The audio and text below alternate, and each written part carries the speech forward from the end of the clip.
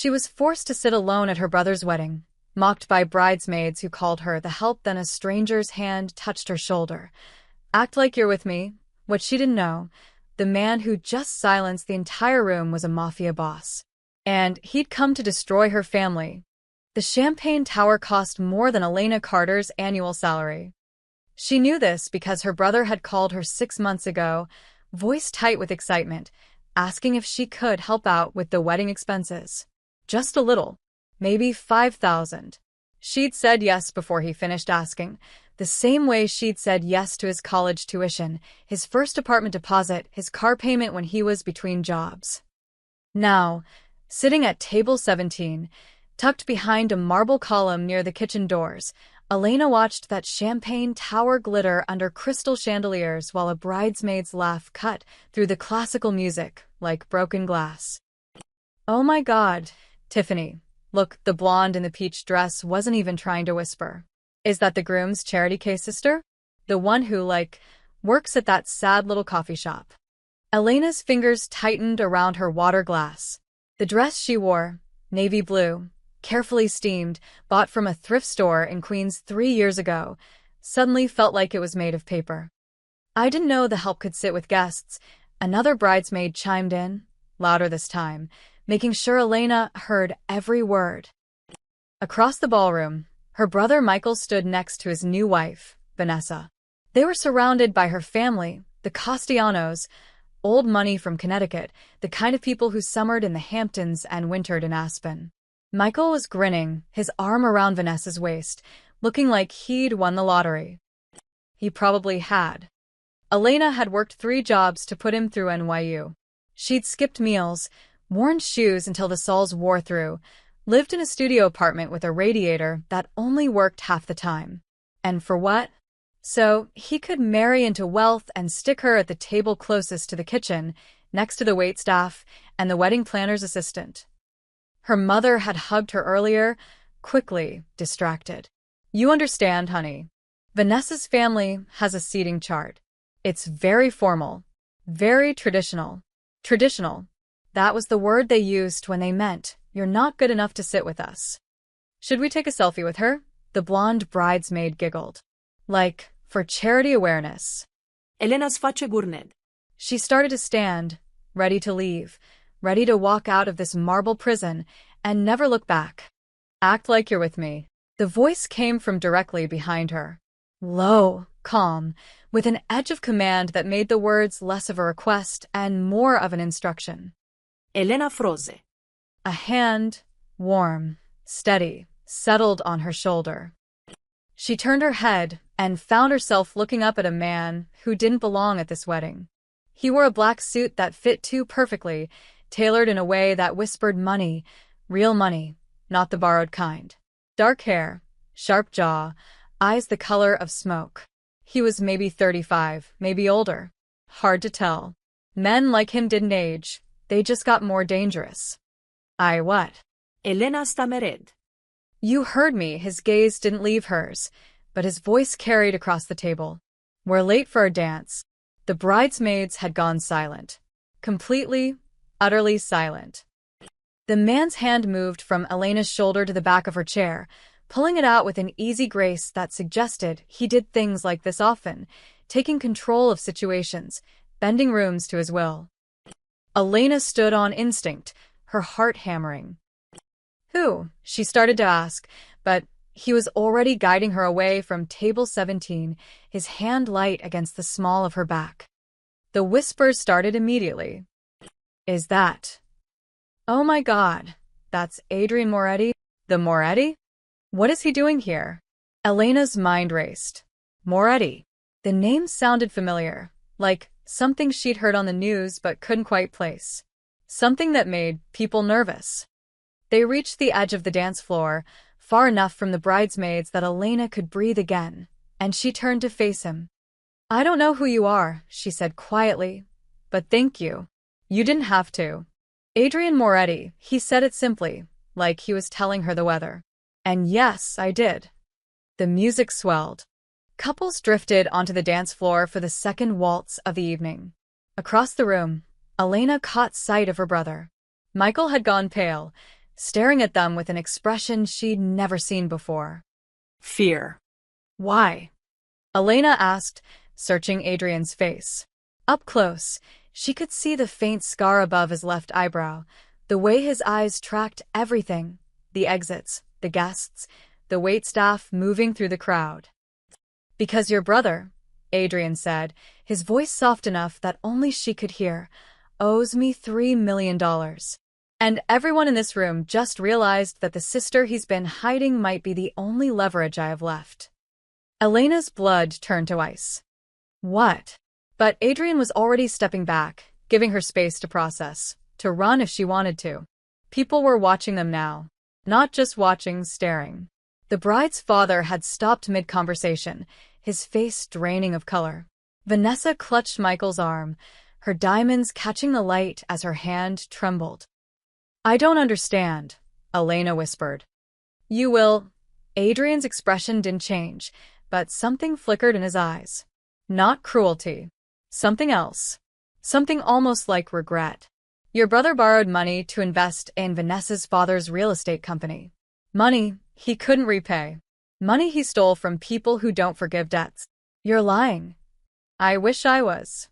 Elena's mother appeared at her elbow. All fake smiles and panic. Elena, sweetheart, who's your friend? You didn't mention you were bringing someone. Mom, Elena's voice came out flat. Did you know Michael borrowed money? A lot of money. Her mother's smile didn't waver, but her eyes went hard. This is your brother's wedding, Elena. Don't make a scene. Don't make a scene. That's what her mother always said. When Elena had to drop out of community college to work full-time. When Michael forgot to pay her back. When they stuck her at table 17 like she was something to be ashamed of. Adrian was watching her carefully, reading every micro-expression on her face. You have a choice, he said quietly. Walk away right now, and no one will remember this.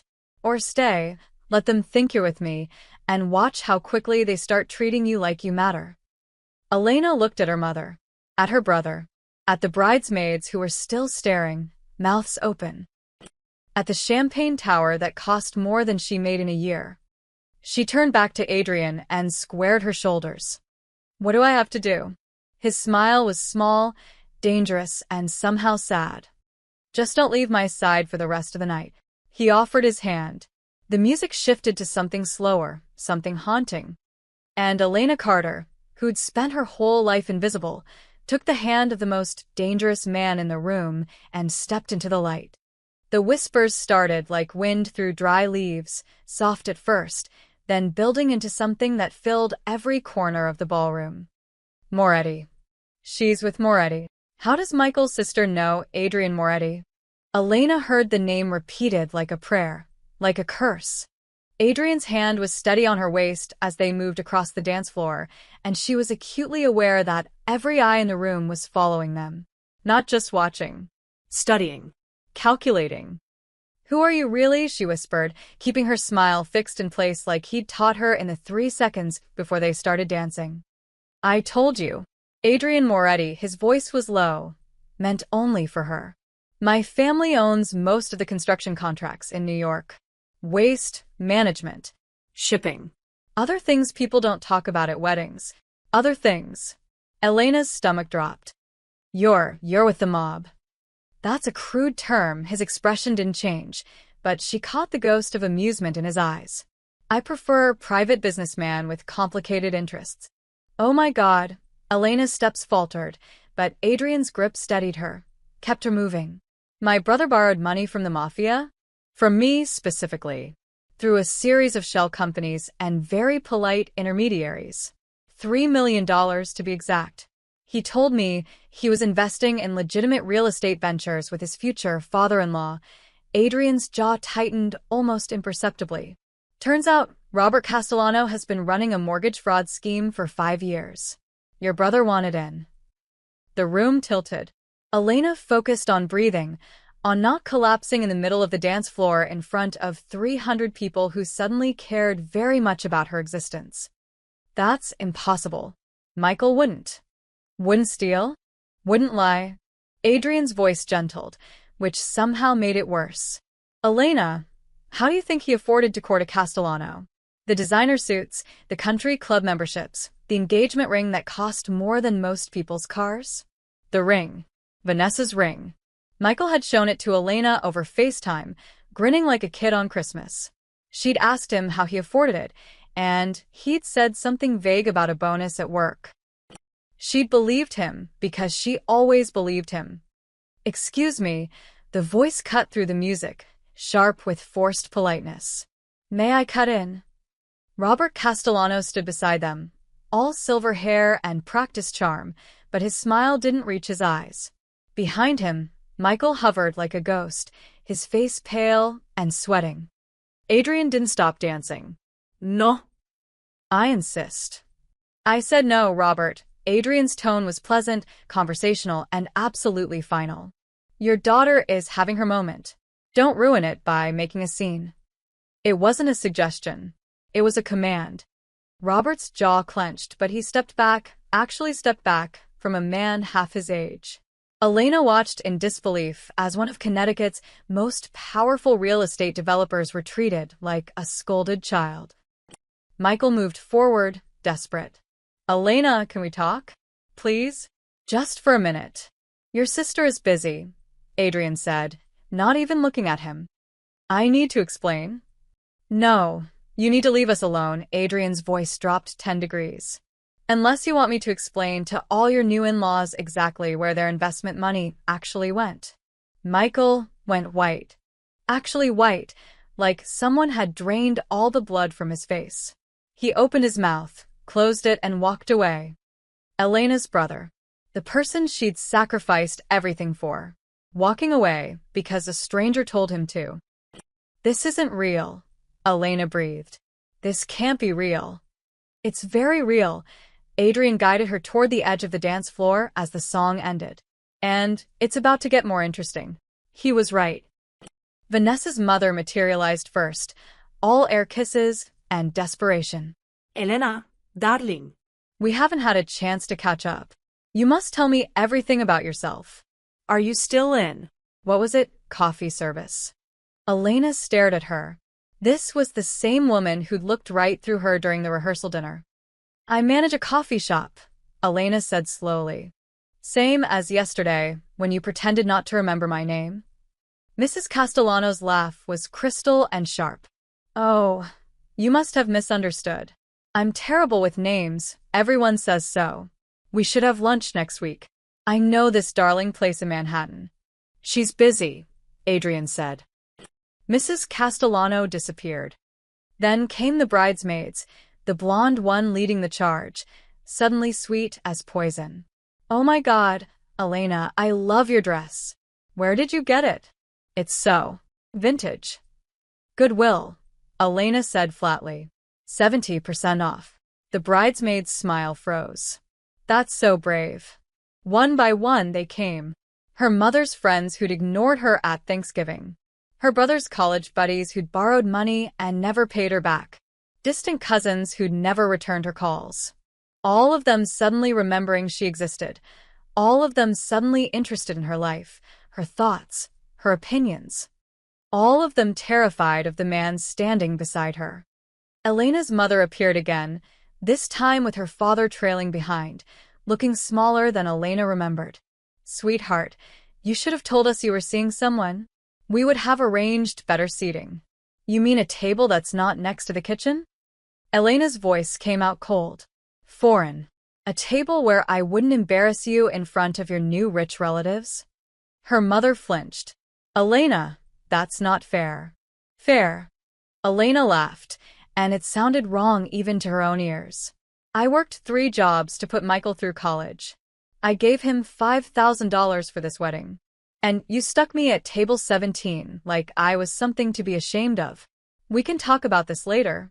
"No," Adrian said quietly. "You can talk about it now, or you can walk away. Your choice." Elena's father chose walking away. Her mother hesitated, something flickering across her face. Shame, maybe, or anger, then followed. Elena stood in the center of the ballroom, surrounded by people who suddenly cared, and felt more alone than she ever had at table 17. Why are they doing this? She whispered. They hate me. They've always. They don't hate you, Adrian said. They just didn't fear you. Now they do. He was right. This wasn't respect she was seeing in their eyes. It wasn't love or admiration or genuine interest. It was fear.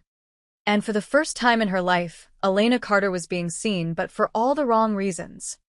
The DJ announced the anniversary dance, a tradition where married couples took the floor, then gradually filtered off based on how long they'd been together, until only the longest married pair remained.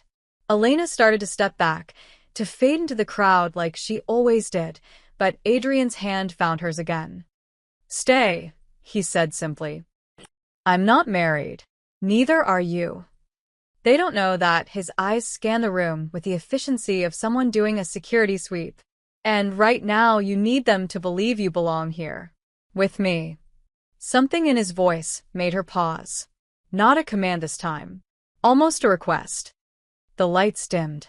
Couples flooded the dance floor, including Michael and Vanessa, who were required to dance as the newlyweds.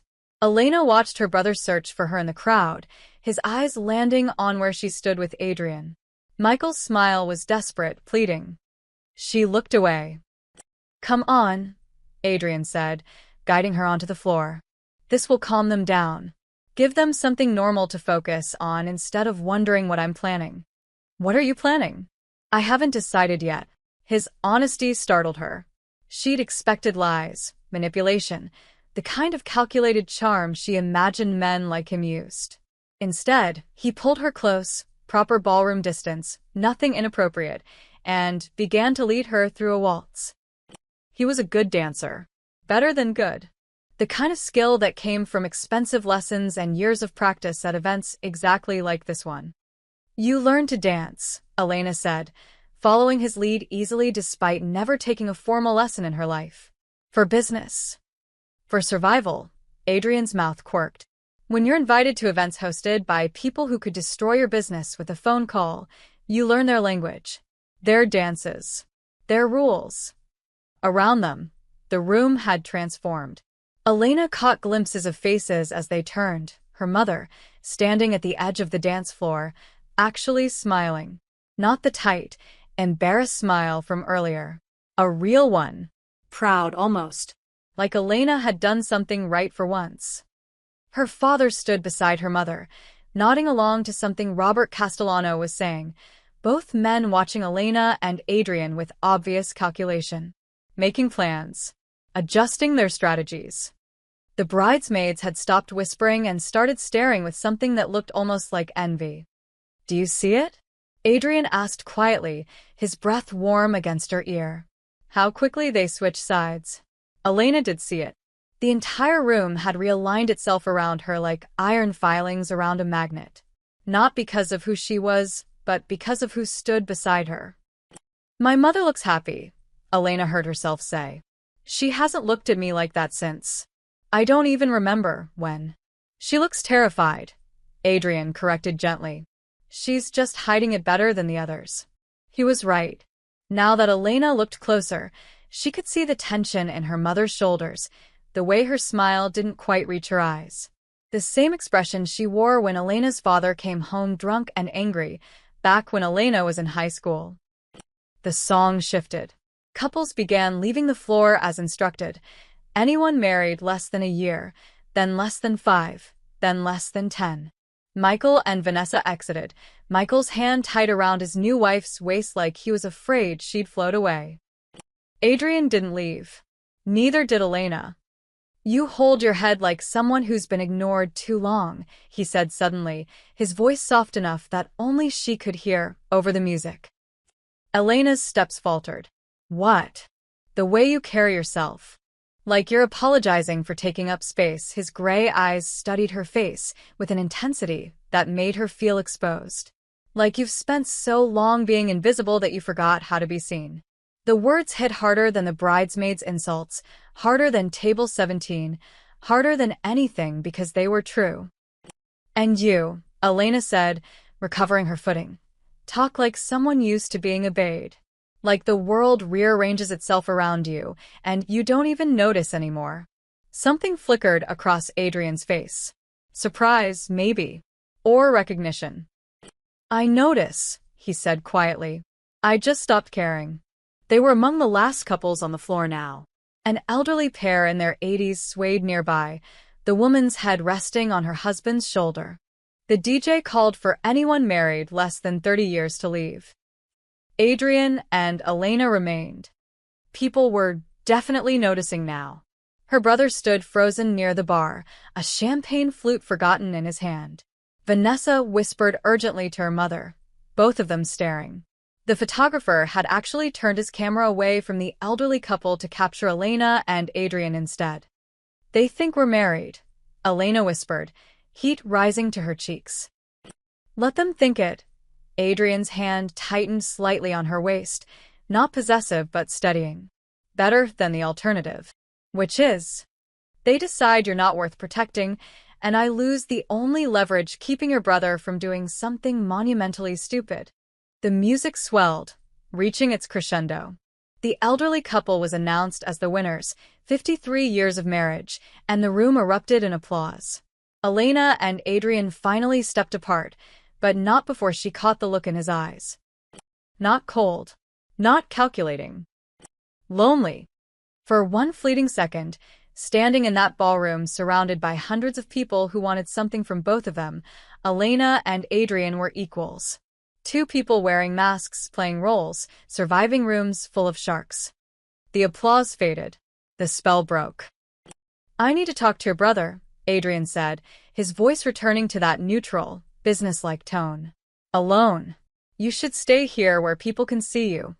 No, Elena surprised herself with the firmness in her voice.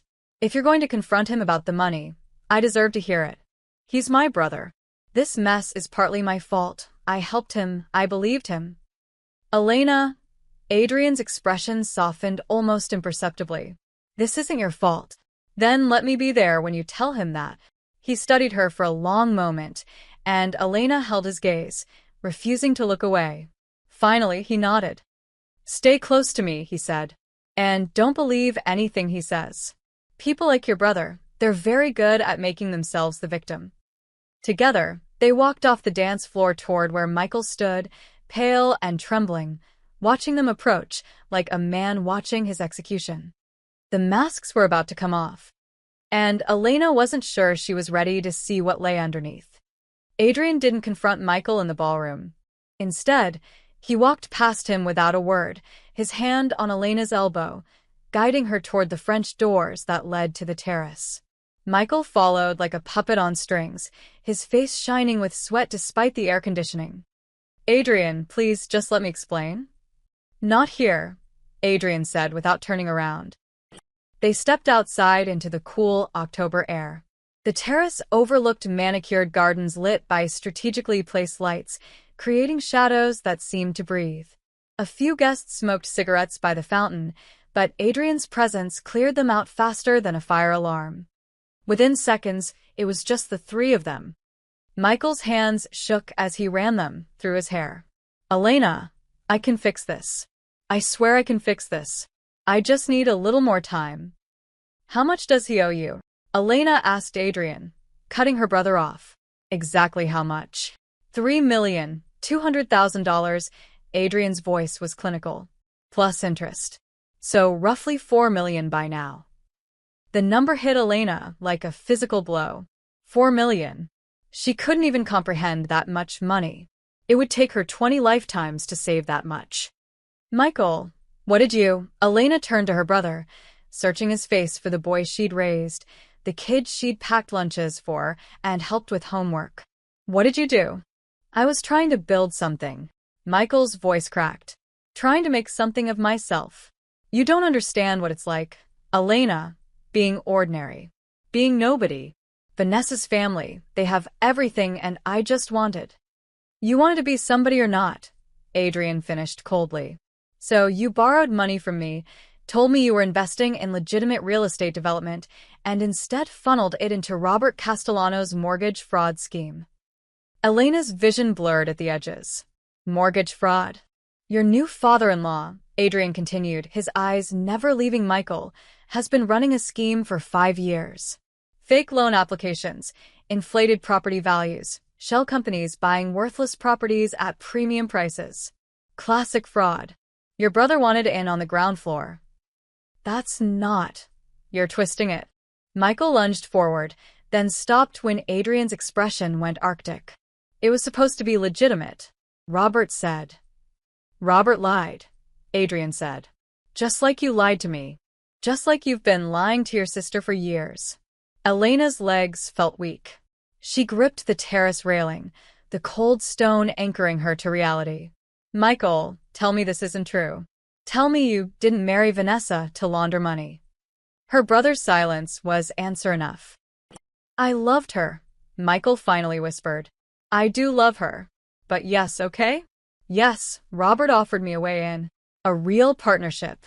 A chance to be part of something big. I thought I could pay Adrian back once the investments matured. Except there were no investments, Adrian said. Just fraud. And when the FBI finishes their investigation, and they will, everyone involved goes to prison. Elena's hands went numb. Prison. Her brother. The FBI. Why did you come here tonight? She asked Adrian, her voice hollow. Why tell me any of this? Adrian pulled out his phone, tapped the screen a few times, then turned it toward her. Because of this. The image showed a document, a company registration form for something called Castellano Development Partners, LLC. Elena squinted at the screen, trying to understand why Adrian was showing her corporate paperwork. Then she saw it. Her signature. At the bottom of the page, clear as day, Elena M. Carter. That's not, I never signed that. Elena grabbed the phone, zooming in on the signature. It looked like hers. The way she looped the E, the slant of the A. When did I? 3 years ago, Adrian said quietly. Your brother asked you to sign some paperwork for him. Said it was for a business license, remember? He needed a witness signature or something equally harmless. Elena's mouth went dry. She did remember. Michael had called her late one night, apologetic, said he needed her to sign something for his new job. He'd brought the papers by her apartment. She'd signed them without really reading them because it was midnight and she had to work the opening shift. He used my signature. The words came out broken. He made me part of his fraud. You're listed as a founding partner, Adrian confirmed. Along with your brother and Robert Castellano. When this goes to trial, prosecutors will come after all named partners. But I didn't know. Elena's voice rose, panic flooding through her veins. I didn't know what he was doing. I believe you, Adrian said, and something in his tone made her look up sharply. But proving your innocence will be expensive, time-consuming. And your brother knows that. Elena turned to Michael, still gripping Adrian's phone like a lifeline. You used me. You made me an accessory to fraud. I'm sorry. You're sorry? The laugh that escaped her throat sounded manic. I worked 3 jobs to put you through college. I gave you every spare dollar I had. I believed every lie you told me. And you repaid me by making me a criminal? I didn't think anyone would find out. Michael's face crumpled. I thought we'd make the money, pay everyone back, and no one would have to know. But someone did find out. Elena looked at Adrian. You found out. I make it my business to know who I'm lending to, Adrian said. And when I discovered the fraud, I came tonight to expose it. To make sure everyone in that ballroom knew exactly what kind of family their precious Castellanos really are. The betrayal hit Elena in waves. Not just Michael's fraud, but every sacrifice she'd ever made. Every missed meal, every double shift, every time she'd said yes when she should have said no. It had all been built on lies. Her brother had never been the struggling good kid trying to make something of himself. He'd been a con artist, and she'd been his favorite mark. I need to sit down, Elena heard herself say. Adrian gestured to a stone bench near the terrace wall. Elena sank onto it, her hands trembling so badly she nearly dropped his phone. Michael started toward her, but Adrian stepped between them. You've done enough, Adrian said, his voice deadly quiet. She's my sister. She was your sister, Adrian corrected. Now she's the person whose life you destroyed because you wanted to play at being rich. Michael's face twisted with something, guilt, anger, desperation. Then he turned and walked back inside, leaving Elena alone with the man who just shattered her entire world. Elena stared at the phone in her hands, at her own signature staring back at her. Her entire life of sacrifice had been built on lies. And she had no idea how to come back from that. Elena couldn't breathe. The terrace suddenly felt too small, too exposed, with the ballroom's warm light spilling through the French doors and the murmur of the wedding reception carrying on like nothing had changed. But everything had changed. She stood abruptly, walking toward the stone steps that led down into the gardens. She needed space. Air. Distance from the building where her brother was probably telling his new wife some sanitized version of what just happened. Elena, Adrian's voice followed her, but he didn't try to stop her. She descended into the gardens, where sculpted hedges created a maze of pathways lit by soft ground lights. The October air bit at her bare arms, but she welcomed the cold. It made her feel real. Solid. Not like she was floating through some nightmare where her signature appeared on documents she'd never read. Her heels sank into the gravel path. She kept walking until she reached a fountain at the center of the garden, some marble monstrosity with cherubs and dolphins that probably cost more than her apartment. Adrian appeared beside her, silent, giving her space but not leaving. So what now? Elena's voice came out raw. She kept her eyes on the fountain, watching water cascade over cold stone. You came here to expose him, right? To humiliate Michael in front of everyone? To make sure the Castellanos know exactly who they let into their family? That was the plan, Adrian said simply. And me. Elena turned to face him, anger finally cutting through the shock. Was I part of the plan too? Use the dumb sister as leverage, make Michael squirm? No, Adrian's expression didn't change, but something in his eyes sharpened. You were unexpected. How convenient, Elena laughed bitterly. So you're going to go back in there, tell everyone about the fraud, watch Michael's marriage implode, and probably get me arrested in the process, since my signature is on those documents. That about sum it up. Adrian was quiet for a long moment, studying her face in the dim light. Yes, the honesty of it hit her harder than a lie would have. At least he wasn't trying to pretend he cared about the collateral damage. Then you're no better than them, Elena said quietly. Adrian's jaw tightened. Excuse me?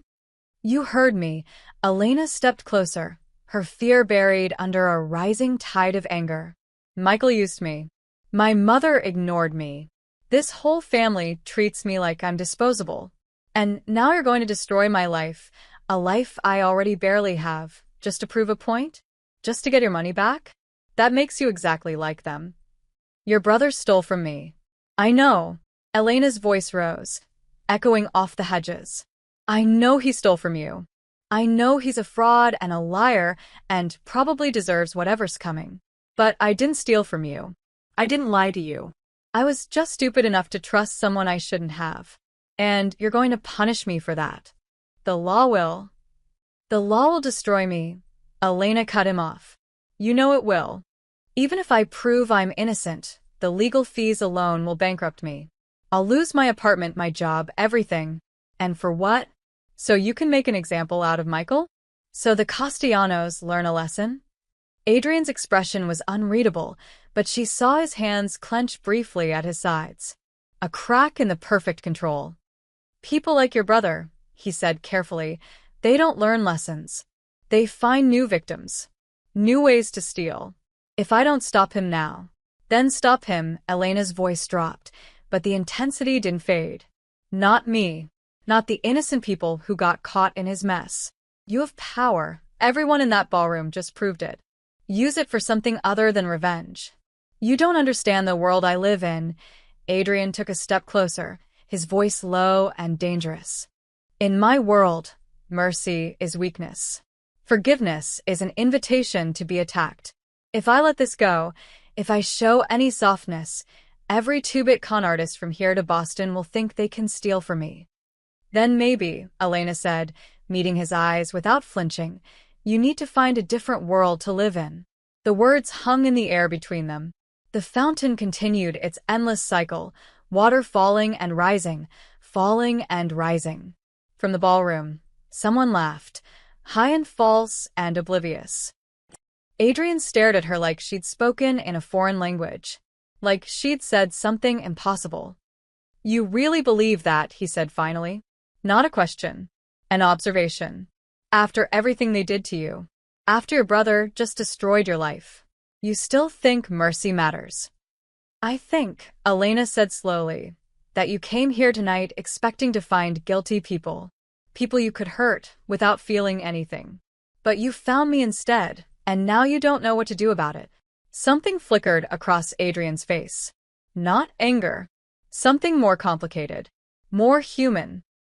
He turned away from her, running a hand through his hair in the first gesture of frustration she'd seen from him. When he spoke again, his voice was quieter, almost vulnerable. "I've destroyed a lot of people in my life, Elena. Businesses, reputations, families. I'm very good at it, he paused. But you're right. I came here knowing exactly what I'd do, and you made me hesitate. That's new. Is that such a bad thing?" Elena asked softly. Adrian looked back at her, and in the low light of the garden, she could see the exhaustion in his eyes. The weight of whatever he'd done, whoever he'd hurt, pressing down on him like gravity. "I don't know," he admitted. "In my experience, hesitation gets you killed." "Or maybe," Elena said, "it makes you human." They stood in silence, two people who shouldn't be talking to each other, who lived in completely different worlds but had somehow found themselves in the same garden at the same moment. "I need to think," Adrian said finally, "about what to do, about all of this." "Take your time." Elena wrapped her arms around herself against the cold. "I'm not going anywhere. My life is already ruined. What's a few more hours?" Adrian's mouth twitched, not quite a smile, but close. "You have more fight in you than I expected." "I've had a fight my whole life," Elena said. "I'm just usually fighting for other people. This is the first time I'm fighting for myself." Adrian nodded slowly, something like respect crossing his features. Then he reached into his jacket and pulled out his phone, tapping quickly before handing it to her. "My number," he said. "If Michael tries to contact you, if anyone from that family tries anything, you call me. Understand?" Elena took the phone, her fingers brushing his. She saved the number, then handed it back. "Why are you protecting me?" she asked. Adrian's expression was unreadable again, the armor sliding back into place. But the crack was still there, just visible beneath the surface.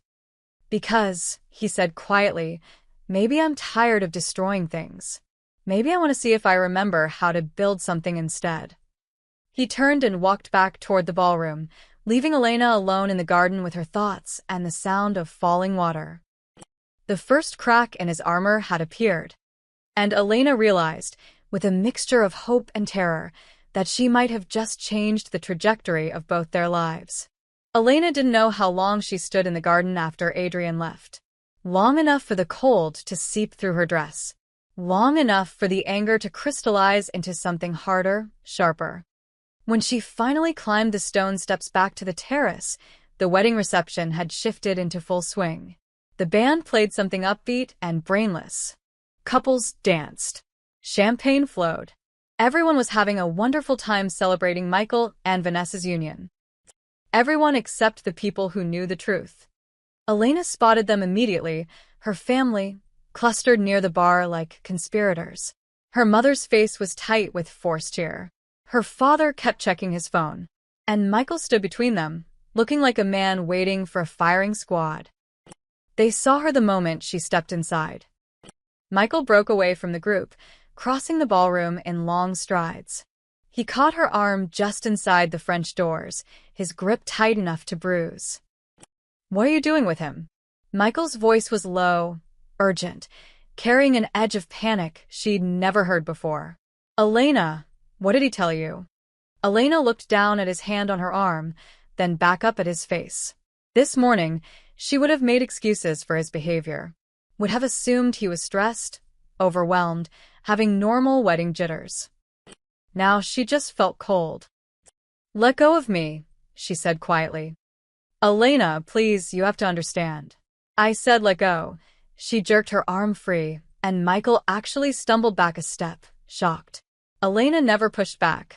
Elena never refused. Elena was the dependable one, the one who fixed things. Not anymore. You used my signature, Elena said, her voice carrying just far enough that a few nearby guests turned to look. You made me an accessory to fraud, to money laundering. You destroyed my life so you could play at being rich. Michael's face went white.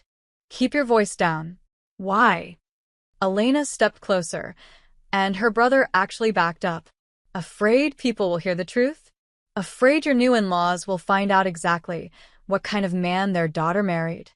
Elena Marie Carter, her mother, appeared at her elbow, all false smiles and desperate eyes. She hooked her arm through Elena's with practiced ease, steering her away from Michael and toward a quiet corner near the coat check. A word. Now. Elena let herself be led, mostly because she was curious to see what possible excuse her mother could offer for Michael's behavior. Her father joined them, forming a small family triangle that felt more like a trap than a reunion. Up close, Elena could see the sweat on her father's upper lip, the way her mother's hands trembled as she clutched her purse. They were terrified.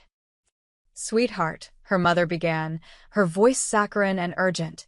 I don't know what Mr. Moretti has been telling you, but you need to understand that Michael made some poor business decisions.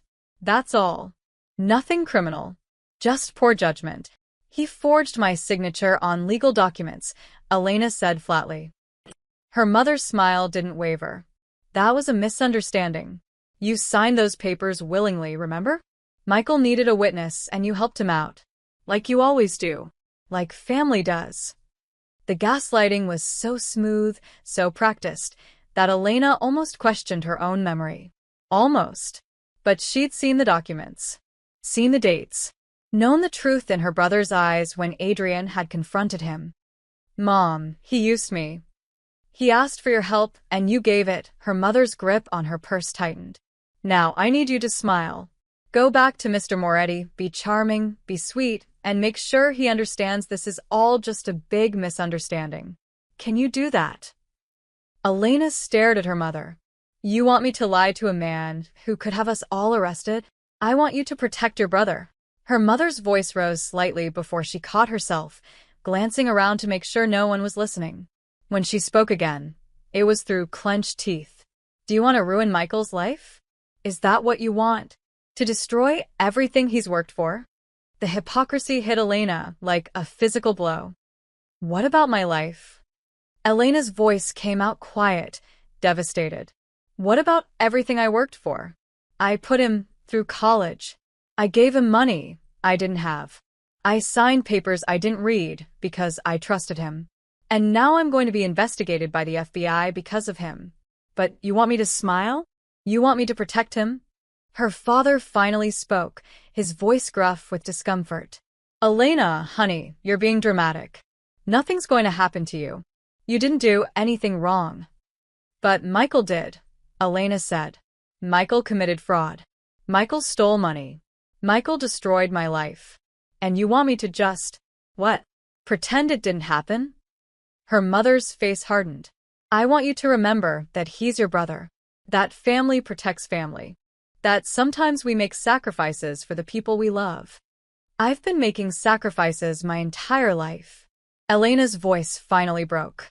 When do I get to stop? When do I get to be the one who matters? Silence. Her mother looked away. Her father studied his shoes. Please, Elena, Michael had joined them, his voice small and broken. I'm sorry. I'm so sorry. But if Moretti exposes this, Vanessa's family will destroy me. They'll make sure I never work again. I'll go to prison. Please. You've always protected me. Please don't stop now. Elena looked at her brother, really looked at him.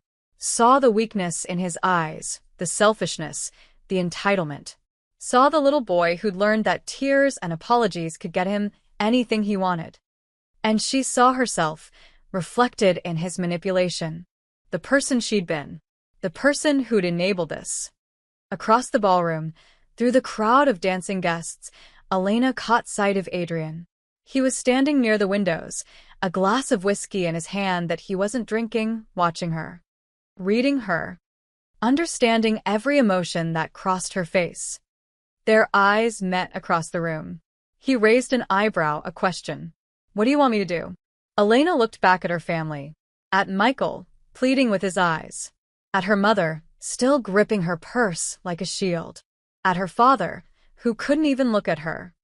This was the moment. She could ask Adrian to expose everything. To burn it all down. To make them all pay for years of taking advantage of her kindness. Or she could walk away. Let Michael face the consequences on his own terms, without her help or her hindrance. Elena took a breath. Made her choice. She turned back to Adrian and gave a small shake of her head. No. Not tonight. Something shifted in Adrian's expression. Not disappointment. Something else. Something that might have been respect. He nodded once, a tiny acknowledgement, then turned away from the windows. Elena looked back at her family. I'm leaving, she said simply. Don't call me. Don't ask me for anything else. I'm done. Elena, wait. Michael reached for her. She stepped out of his reach. You want to survive this? Figure it out yourself. I spent my whole life cleaning up your messes. Not anymore. She walked away from them, through the ballroom, past the dancing couples and the champagne towers and the life she'd helped her brother build. She didn't look back. Adrian was waiting by the coat check, her jacket already in his hands. You didn't have to, she started. I know, he said, helping her into it. But I figured you'd want to leave before they followed you. He was right. Already, she could see her mother starting toward them, her father trailing behind. Come on, Adrian said, his hand light on her elbow. I'll drive you home. They left the ballroom together, walking past valets and photographers and guests who would gossip about this for months. Elena didn't care. She'd made her choice. She'd chosen herself.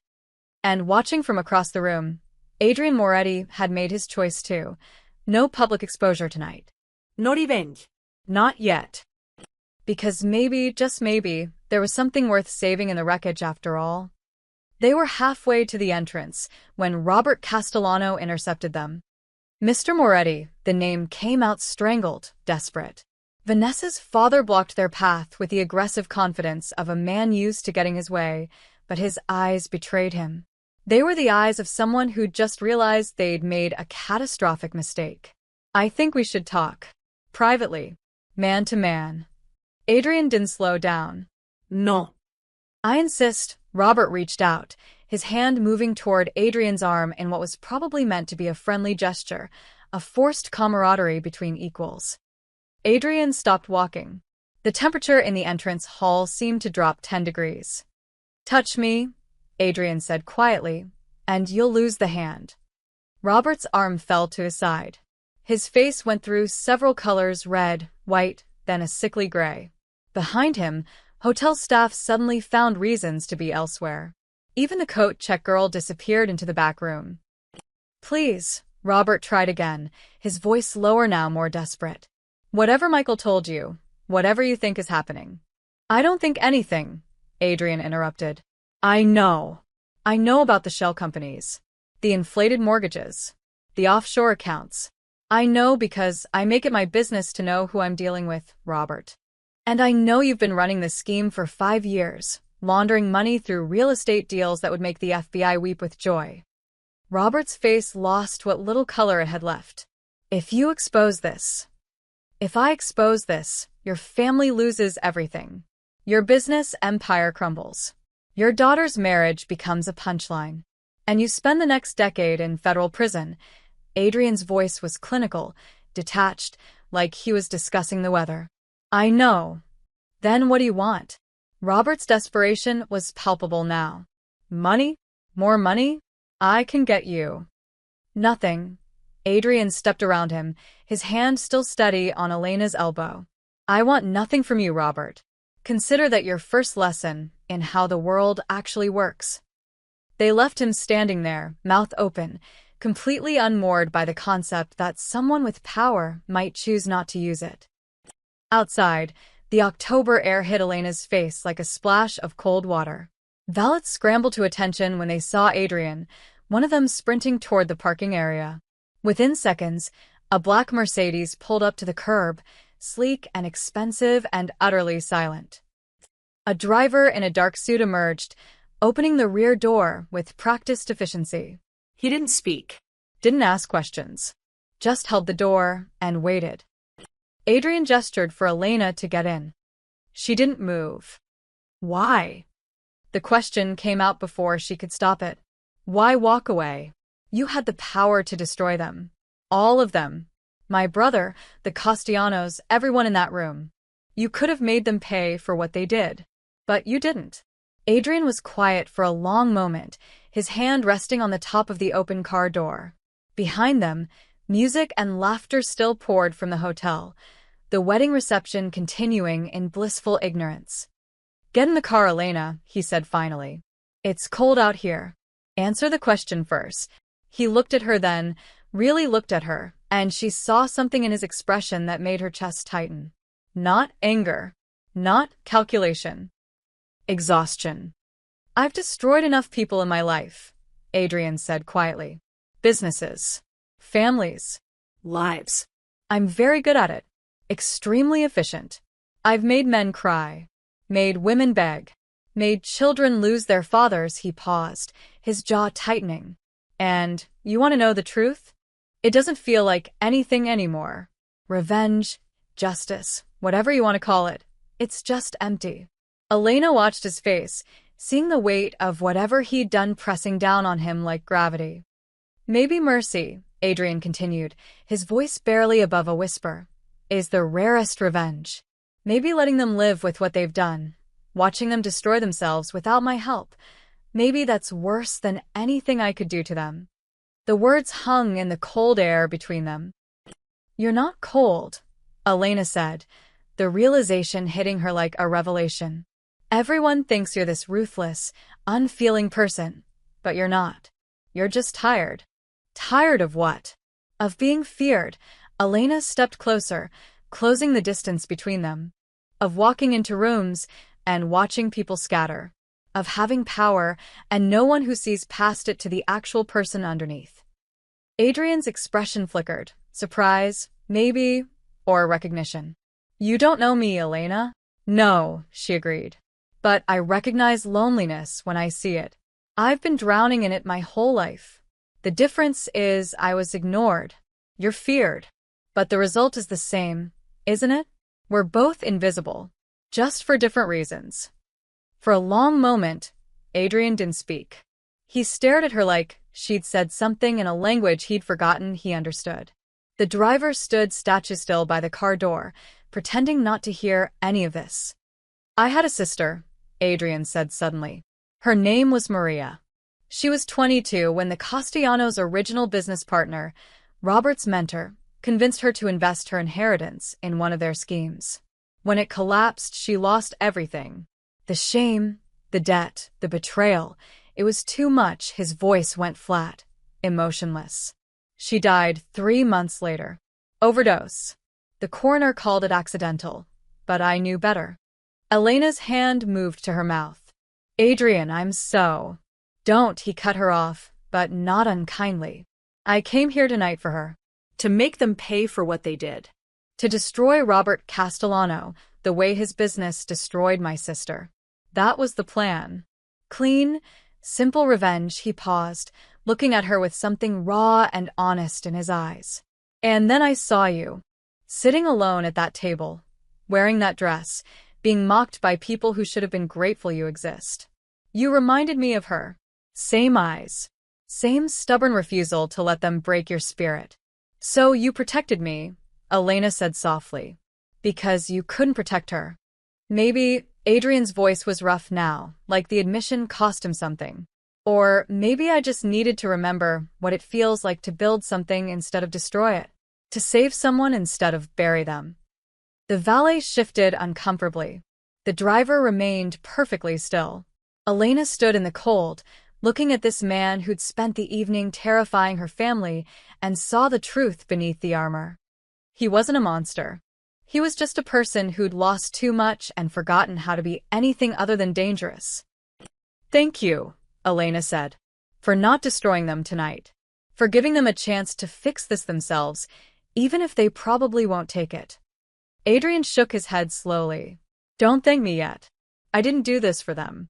I did it for you, because you asked me to remember how to be human, and I'm trying to remember what that feels like. And, Elena asked, how does it feel? Adrian's mouth quirked in something that wasn't quite a smile. Terrifying. Despite everything, the betrayal, the fear, the exhaustion, Elena laughed. A real laugh, startled and genuine, that echoed in the cold night air. Adrian's almost smile widened fractionally.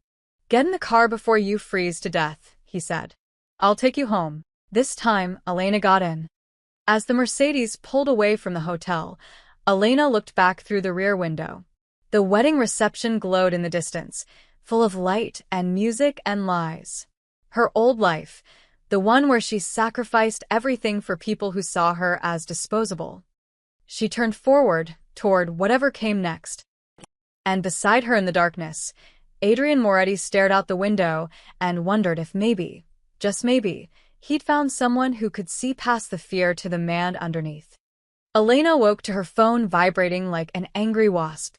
She'd barely slept. Adrian's driver had dropped her off at her studio apartment in Queens around midnight, and she'd spent the hours since then staring at the ceiling, replaying everything. The wedding. The betrayal. Adrian's sister. The look in his eyes when he'd admitted he was tired of destroying things. Now, at 7 in the morning, her phone wouldn't stop buzzing. Text messages. Dozens of them. From numbers she didn't recognize, from old co-workers, from people she hadn't spoken to in years. Elena grabbed her phone, squinting at the screen in the gray morning light filtering through her thin curtains. The first message was from her co-worker, Jess, at the coffee shop. OMG, Elena, is that you? Attached was a photo. Elena's blood went cold. It was her, from last night, walking out of the hotel with Adrian, his hand on her elbow, her face clearly visible in the flash of what must have been a dozen cameras. The headline read, Mystery Woman Captivates Moretti, Adrian Moretti Spotted with Unknown Beauty at Exclusive Wedding. She scrolled frantically. The photo was everywhere. TMZ. Page 6. Local news blogs. Someone had even created a Twitter thread trying to identify her. Her phone rang. Her manager, David. Hello. Elena answered, her voice rough from lack of sleep. Elena, David's voice was tight, uncomfortable. We need to talk. Can you come in early? Before your shift. Something in his tone made her stomach drop. What's wrong? Just. Come in, please. As soon as possible. He hung up. Elena threw on jeans and a sweater, her hands shaking as she brushed her teeth. The subway ride to Manhattan felt endless. Every person on the train a potential photographer, every glance a threat. She kept her head down, her hood up. The coffee shop was empty when she arrived, too early for the morning rush. David stood behind the counter, arms crossed, not making eye contact. David, what's going on? He slid a tablet across the counter. The screen showed the same photo from this morning, but this time the article was different. More detailed. Someone had done research. Moretti's mystery woman identified, Elena Carter, sister of Michael Carter, who married into Castellano real estate dynasty. Sources say Moretti attended wedding to collect debts from failed business ventures. The article went on to speculate about organized crime connections, money laundering, and whether Elena was planted at the wedding as leverage. It mentioned Adrian's reputation, his family's history, the rumors about violence and intimidation. Elena, David's voice was careful, like he was talking to someone holding a bomb. The owner called me this morning. He's concerned. Concerned about what? Elena asked, even though she already knew. About your association with Adrian Moretti. About what it might mean for the shop. We're a family business, Elena. We can't afford to be connected to. He gestured helplessly at the tablet. To organized crime. I'm not connected to organized crime. Elena's voice rose. I barely know him. He was at my brother's wedding and he… What? Pretended to be with her to save her from humiliation? Protected her from her own family? She couldn't explain any of it without making it sound worse. It's not what it looks like. It doesn't matter what it actually is. David finally met her eyes, and she saw genuine regret there. It's what people think. The owner's worried about customers being scared away, about unwanted attention. He wants me to let you go. I'm sorry. The words hit her like a punch to the stomach. David, I've worked here for 3 years. I know. And you're great. You really are. But this is bigger than both of us. He pulled an envelope from under the counter. 2 weeks severance. It's the best I could do. Elena took the envelope with numb fingers. Just like that. 3 years of opening shifts and holiday doubles and covering for people who called in sick. Gone because she'd been photographed with the wrong person. She left without another word, stepping back out into the cold morning air. Her phone rang again. Unknown number. She answered anyway. Is this Elena Carter? A woman's voice, professional and cold. Yes. This is Jennifer Walsh from the Castellano Group. Mr. Robert Castellano asked me to contact you regarding last night's incident. Elena stopped walking in the middle of the sidewalk, people streaming around her. What incident? Your appearance with Adrian Moretti at the wedding. Mr. Castellano is concerned that you may have been working with Mr. Moretti, that your family connection was used to gain access to the wedding for purposes of intimidation, and… That's insane. Elena's voice cracked. I'm Michael's sister. I was invited to the wedding. Be that as it may, the Castellano family is exploring all legal options regarding last night's disruption. We'll be in touch. The line went dead. Legal options. They were going to come after her. After everything. After Michael's fraud, after being treated like garbage, after being forced to sit at table 17, they were going to blame her for Adrian's presence. Elena's phone buzzed with another text. This one made her stop breathing. Unknown number. Saw the pictures. Moretti's girlfriend, huh? Interesting. We should meet. Discuss business. Then another. How much is he paying you? We'll double it. And another. Pretty girl like you shouldn't be mixed up with men like Moretti. Dangerous life. Would be a shame if something happened. The last one wasn't even subtle. It was a threat. Elena's hands shook so badly she almost dropped her phone. She looked around the busy Manhattan street, suddenly seeing threat in every face, every person who looked at her too long. Her phone rang. She almost didn't answer, but the name on the screen made her hit accept. Adrian. Where are you? His voice was sharp, urgent, with none of last night's vulnerability. Manhattan. Near the coffee shop. They fired me, Adrian. And someone's sending me threatening texts, and the Castellanos are talking about legal action. Listen to me very carefully. Adrian's voice cut through her panic like a blade. Do not go home. Do you understand? Do not go back to your apartment. What? Why? Because the photos from last night hit every news outlet in New York. My rivals think you're leveraged now. They think you're important to me, which makes you a target. She heard movement on his end, car doors opening. I'm 10 minutes from your location. Stay on busy streets. Stay around people. I'm sending you my exact GPS coordinates. Meet me there. Adrian, I can't just… Elena, his voice softened, just slightly. They will hurt you to get to me. Do you understand? This isn't about intimidation or sending a message. They will actually hurt you. So please, for once in your life, don't argue. Just trust me. The line went dead. Elena stood on the busy Manhattan street, unemployed, threatened, and terrified, clutching her phone like a lifeline. She opened the GPS coordinates Adrian had sent and started walking toward a life she never asked for and couldn't escape.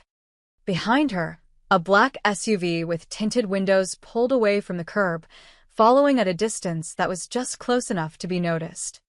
The fallout had begun, and Elena Carter was about to learn that being seen, really seen, came with a price she wasn't sure she could afford to pay. The safe house wasn't what Elena expected. No underground bunker, no warehouse with concrete walls and fluorescent lights.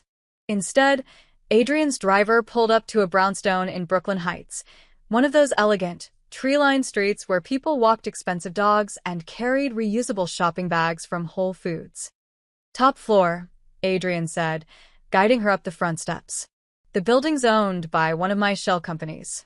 Security cameras on every entrance. My men are watching from across the street." The apartment was immaculate. Hardwood floors, floor-to-ceiling windows overlooking the East River, modern furniture in neutral tones. It looked like something from an architecture magazine, beautiful and utterly impersonal. "How long do I have to stay here?" Elena asked, setting down her purse on the kitchen counter. Adrian was already on his phone, typing rapidly. "Until I figure out who sent you those messages. Until I make it clear that touching you means war." He paused, looking up at her. "A few days, maybe. A week at most." "A week?" Elena laughed, the sound edged with hysteria. "I don't have a week. I have rent due. Bills. A life." Her voice broke. "Had a life." Adrian pocketed his phone and crossed to the kitchen, opening cabinets with the ease of someone familiar with the space. He pulled out a bottle of whiskey and 2 glasses. "It's 9 in the morning," Elena said. "Then we're starting early." He poured 2 fingers in each glass, sliding one across the counter to her. "You've been fired, threatened, and chased by people who would kill you without hesitation. I think that warrants a drink." Elena stared at the amber liquid. Then she picked up the glass and drained it in one swallow. It burned going down, making her eyes water, but the warmth that followed was oddly steadying. Adrian raised an eyebrow. "Impressive."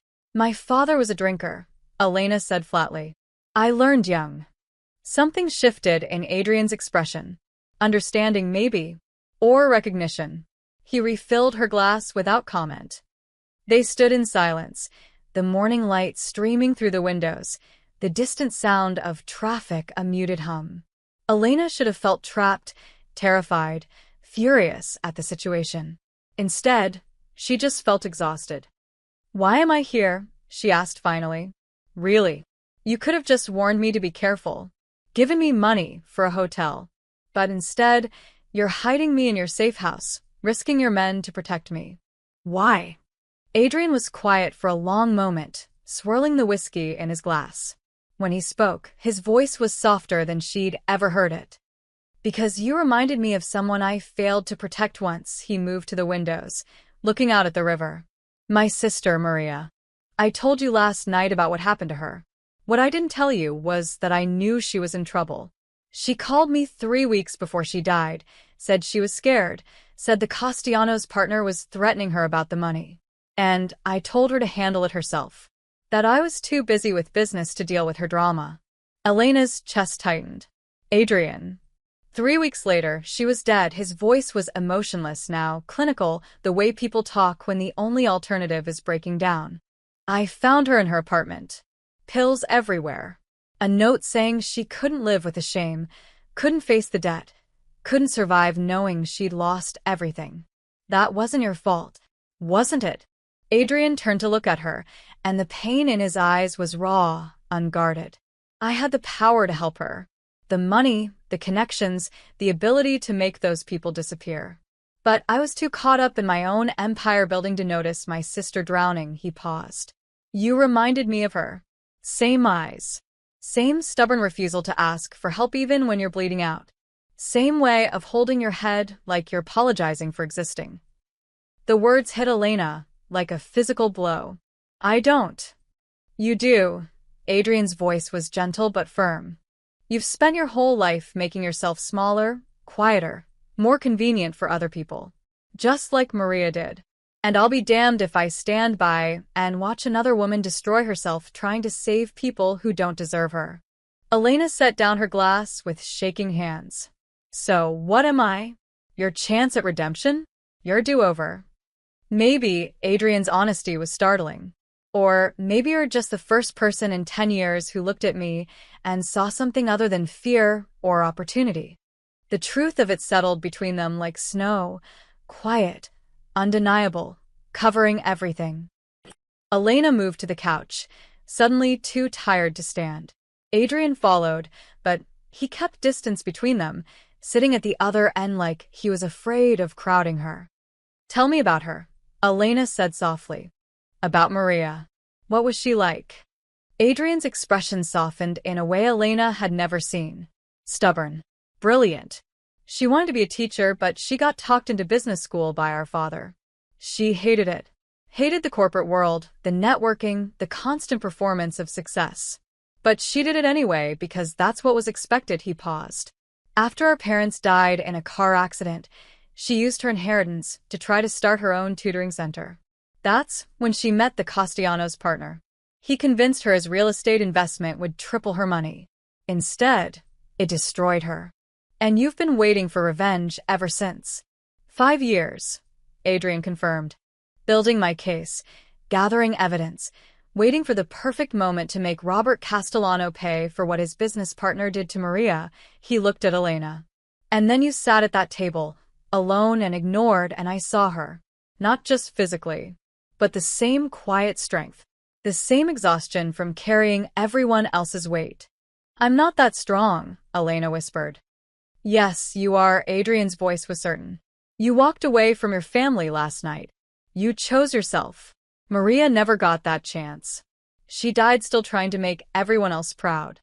They sat in silence as the morning stretched into afternoon. No expectations. No performance. Just two people who'd been carrying impossible weights for too long, finally resting. "I'm scared," Elena admitted. "Of what happens next.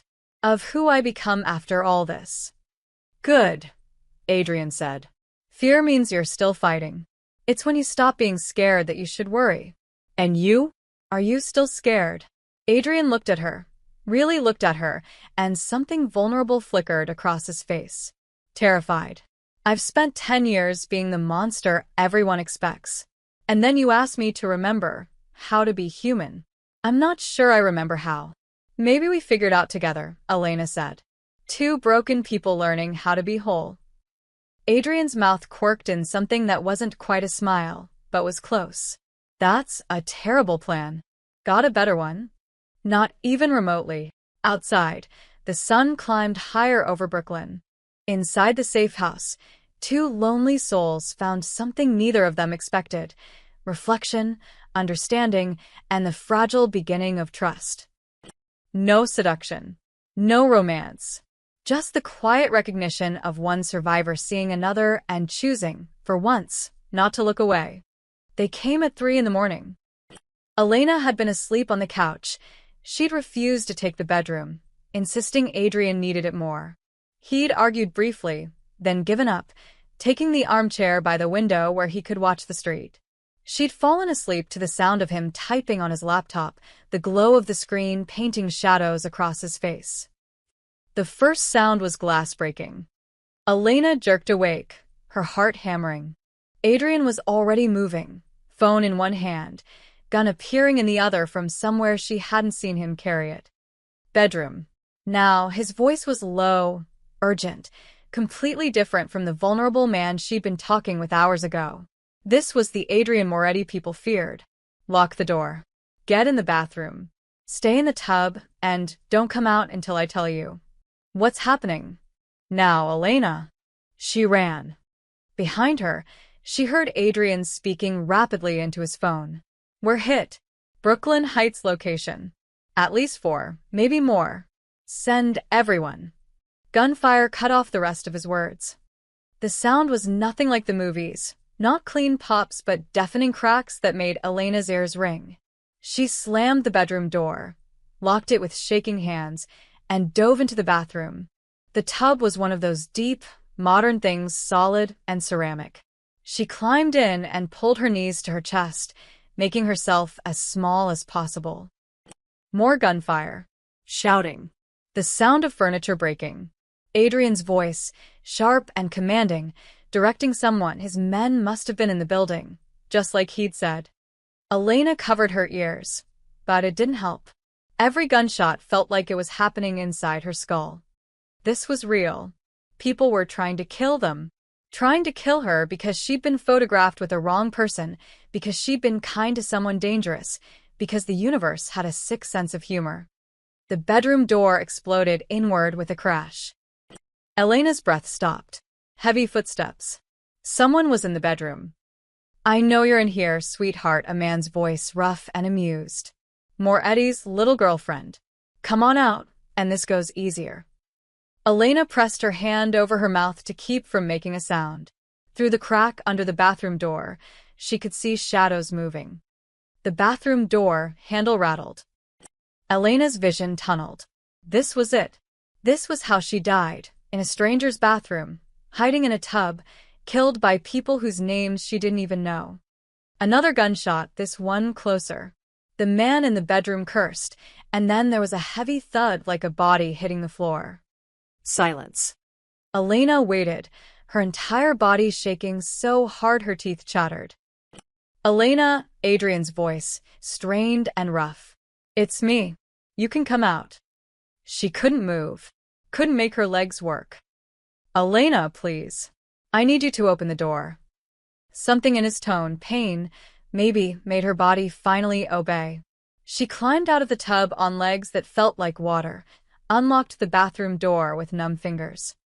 Adrian stood in the bedroom doorway, one hand pressed to his side, blood seeping through his fingers. His face was pale, sweat beading on his forehead. Behind him, the living room looked like a war zone. Overturned furniture, bullet holes in the walls, broken glass everywhere. A body lay near the entrance, not moving. "Oh my God," Elena rushed to him.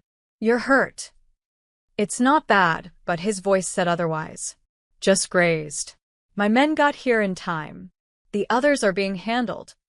"You're bleeding." Elena pressed her hands over his, trying to add pressure to the wound. Her hands came away red. "We need to call an ambulance." "No hospitals." Adrian's grip tightened on her wrist. "Too many questions. I have a doctor who handles this. He's on his way." "Adrian, you could." "I'm fine," but he swayed slightly, and Elena had to support some of his weight to keep him upright. She guided him to the couch, the only piece of furniture that hadn't been destroyed, and helped him sit. His shirt was soaked with blood, but when she carefully lifted the fabric, she could see he'd been right. The bullet had carved a deep groove along his ribs, but hadn't penetrated. Still, the wound was nasty, bleeding freely. "First aid kit," Adrian managed.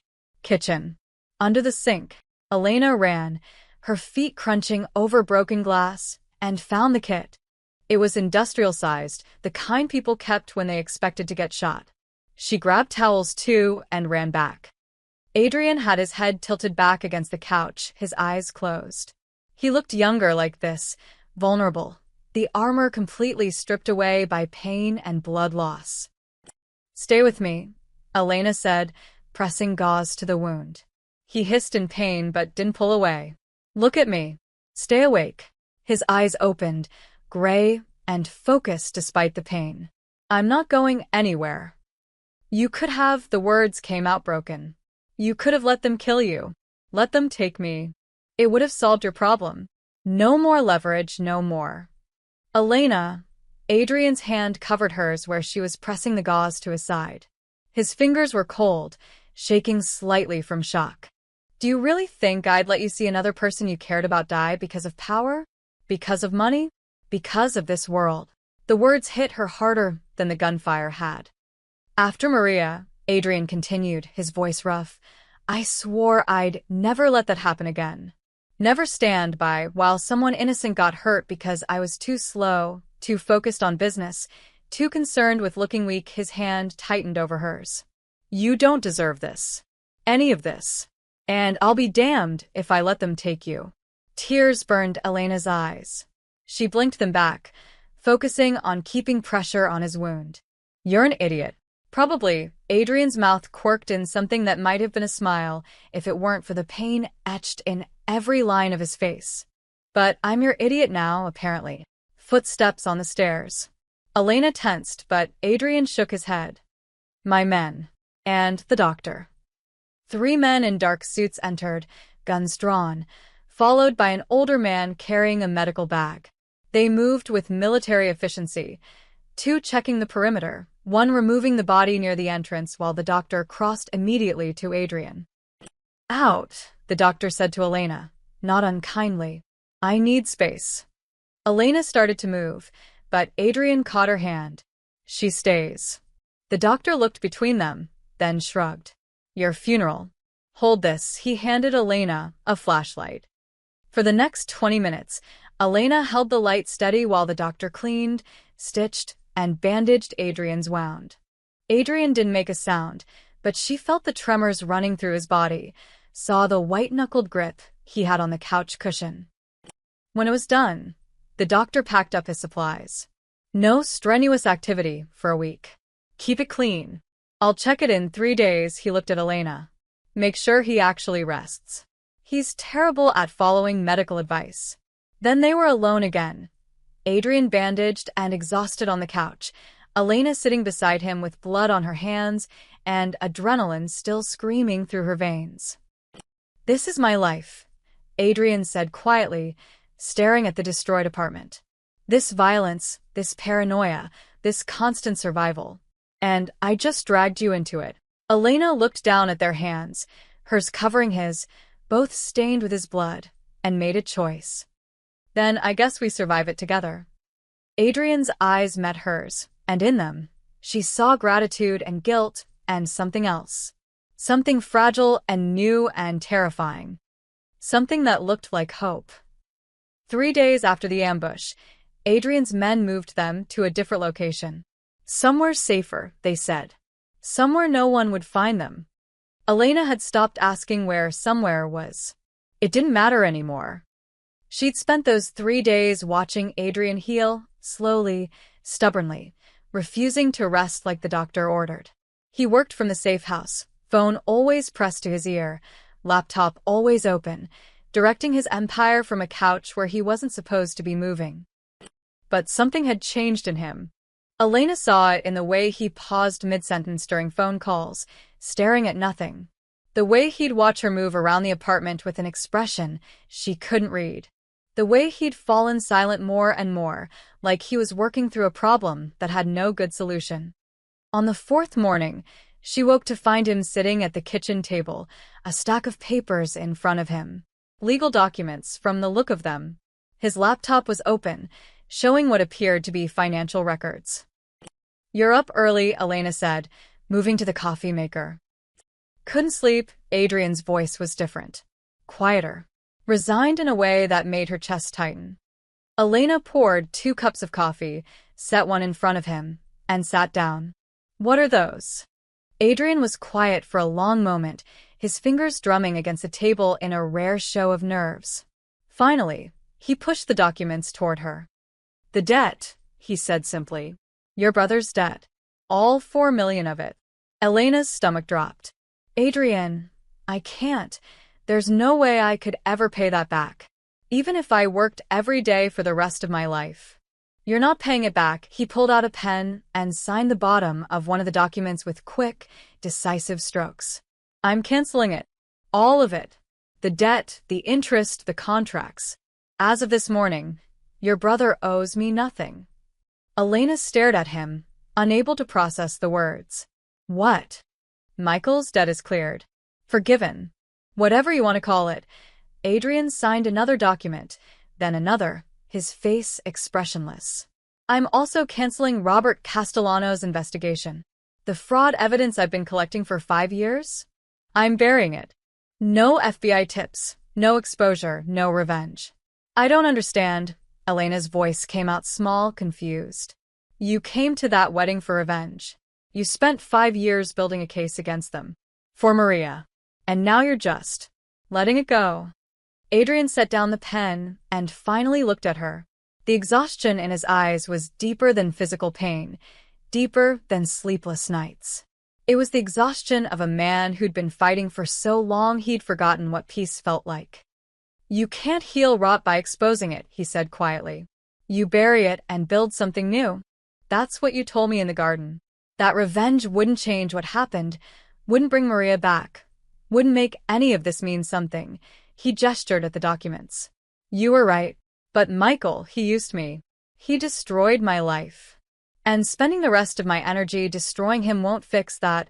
Adrian's voice was gentle but firm.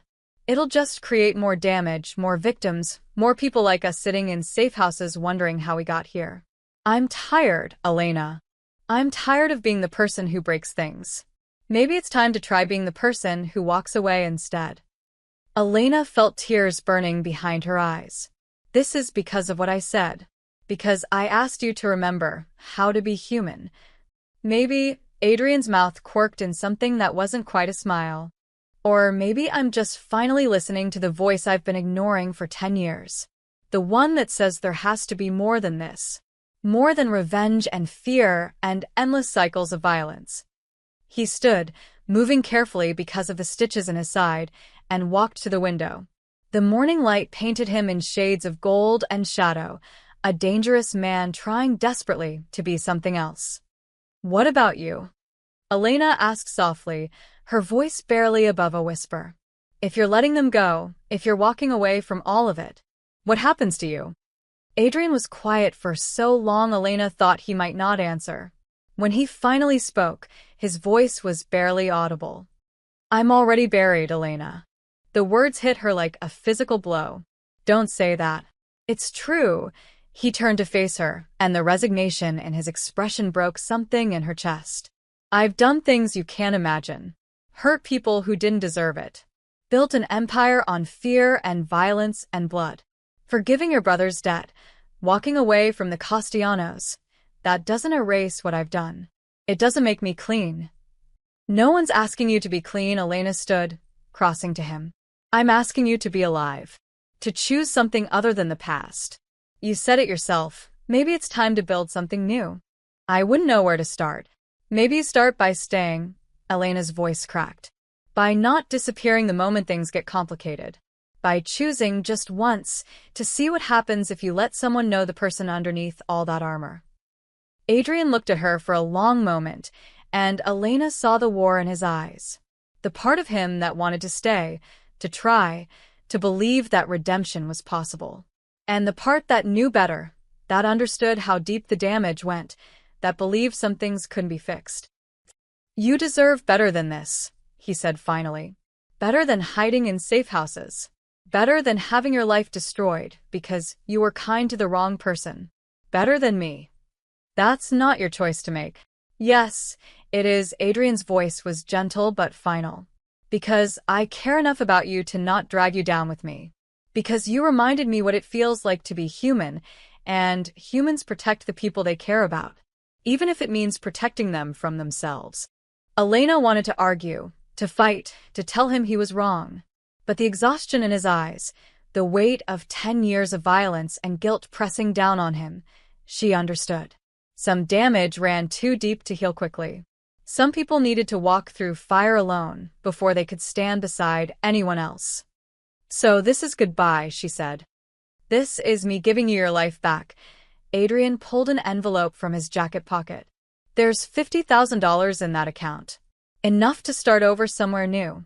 A different city, a different name if you want it. My lawyer will handle everything, your apartment lease, any debts, anything you need.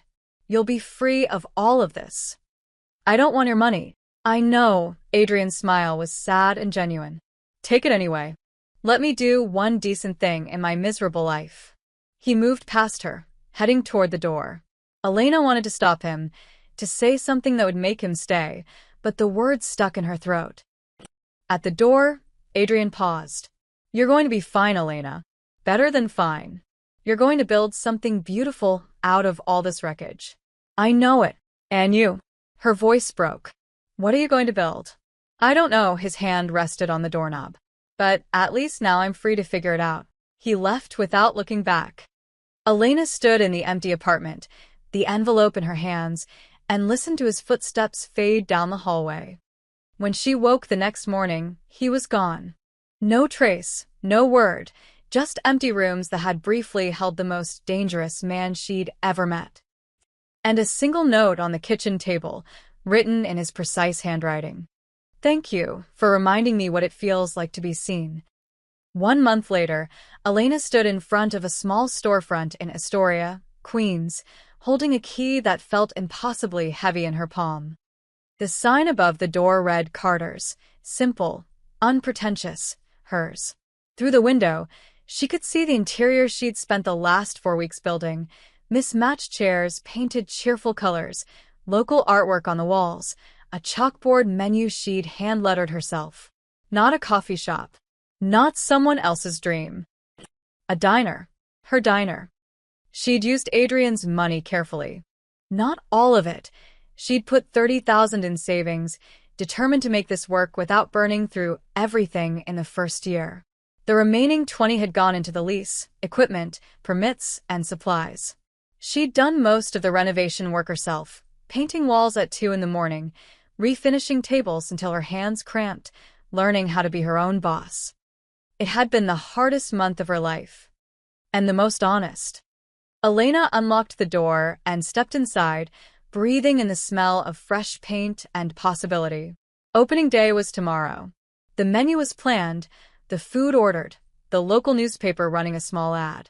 She'd hired 2 part-time employees, both women who reminded her of herself a few months ago, working multiple jobs, exhausted but determined. Her phone rang. The bank. Miss Carter? The loan officer's voice was professional but confused. I'm calling about your commercial property loan. There's been a payment. Elena's stomach dropped. What kind of payment? The full amount. Your property is paid in full as of this morning. The payment came from an LLC I've never heard of, Moretti Holdings? Elena's breath caught. That's not possible. I'm looking at the transaction right now. $145,000, covering your loan in its entirety. You own the property outright, Miss Carter. Congratulations. The line went dead. Elena stood in the middle of her diner, phone still pressed to her ear, unable to move. Adrian. He'd done this. Even after leaving, even after disappearing without a trace, he was still protecting her. Still making sure she'd be okay. A knock at the door made her jump. Through the glass, Elena saw a courier in a dark uniform holding a black envelope. She opened the door, signed for the delivery without really seeing it, and closed the door with shaking hands. The envelope was expensive, thick paper, no return address. She knew before opening it who it was from. Inside, a single piece of cardstock with Adrian's precise handwriting. You are the only honest thing in a room full of lies. Build something beautiful. You deserve it. No signature. No address. No way to thank him or argue or tell him he didn't have to do this. Just his words and the weight of everything unsaid between them. Elena pressed the card to her chest, tears burning behind her eyes. He was gone. Really, truly gone. But somehow, he'd left her with more than money. He'd left her with belief in herself, in new beginnings, in the possibility that people could change even when the world told them they couldn't. She walked to the window, looking out at the quiet street. October had turned to November, the trees bare and the air sharp with coming winter. A few people hurried past, bundled in coats, focused on their own lives and problems. Normal people living normal lives. And then she saw it. A black car. Sleek, expensive, idling across the street where no parking was allowed. Tinted windows that reflected the gray sky. The engine running. Elena's heart stuttered. She moved closer to the window, her breath fogging the glass. The car didn't move, didn't pull away, just sat there, watching. She pressed her hand against the window, a small gesture, acknowledgement without words. A thank you. A goodbye. A promise that she'd do what he asked, that she'd build something beautiful out of the wreckage they'd both survived. For a long moment, nothing happened. Then the car's engine revved once. Quick, deliberate, and it pulled away from the curb. Elena watched it disappear around the corner, taking with it the most dangerous and most decent man she'd ever known. She stood at the window long after the car vanished, the note still clutched in her hand. Adrian was gone. Her brother's debt was cleared. Her family had stopped calling after the first week, finally understanding that Elena was done being their safety net. The Castellanos had their own problems to worry about. Rumors said the FBI had started investigating their business practices, though Elena didn't know if Adrian had buried his evidence as completely as he'd claimed. She didn't care anymore. This was her life now. This diner, this neighborhood, this fresh start built on honesty instead of obligation. The girl who'd sat alone at table 17, invisible and ashamed, was gone. In her place stood someone stronger. Someone who'd learned that being seen didn't require someone else's power. It required seeing yourself first. Elena turned away from the window and looked at her diner, really looked at it. The imperfect paint job. The second-hand tables. The dreams written on the chalkboard menu. It wasn't fancy. It wasn't impressive by anyone's standards but hers. It was perfect. She walked to the chalkboard and wrote the first special for tomorrow's opening. Fresh start breakfast, coffee, eggs any style, and the hope that yesterday doesn't define tomorrow. Then she added, in smaller letters at the bottom, first cup always free. Because everyone deserves to be seen. Elena smiled, a real smile, quiet and strong, carrying all the scars she'd earned and the dignity she'd reclaimed. She'd survived her family's betrayal, survived being thrust into a violent world she never asked for, survived losing someone who'd briefly made her feel less alone. And now she'd survived success. On her own terms. With her own strength. Outside, the November wind rattled the windows. Inside, Elena Carter stood in the diner that bore her name and felt, for the first time in her entire life, like she was exactly where she was supposed to be. The black car didn't return. But every morning when Elena unlocked the door, she glanced at the spot where it had been and whispered the same two words into the cold air. Thank you. And somewhere in the city, in the shadows where dangerous men lived and lonely souls survived, maybe Adrian Moretti heard her. Maybe he smiled. Maybe he finally found his own way to start building something new. Or maybe he just drove away, carrying the memory of the woman who'd reminded him what it felt like to be human, and that was enough.